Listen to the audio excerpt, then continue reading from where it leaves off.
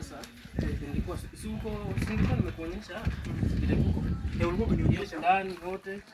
Kaka, ulikuwa umenichapia. Ulikuwa unataka tujenge kama ile yenye tulijenga. Sasa wachana na hiyo ya pwani. Unajua tumetoka sasa hivi ku Eldoret. Sasa hapo tu. Sasa nataka hiyo kazi ifanyike vizuri vile inafaa. Lakini unanitambua mwalimu. Mimi ninafanya kazi.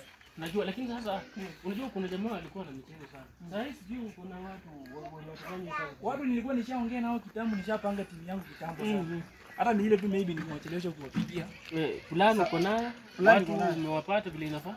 Hata ndio. Sasa hebu ngoja angalia vizuri kidogo. Hello.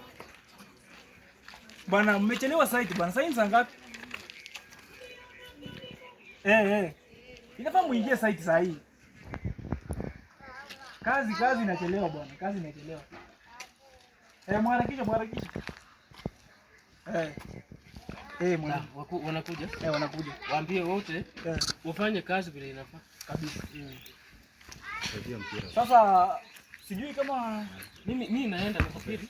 Nasafiri nitakuja next week. Paka next week. Nitakuja next week. Sasa mimi utaniambia, alafu hata zingine unaweza ni upload tu naweka tu WhatsApp.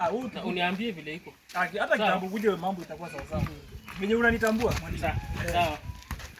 Halo. Wewe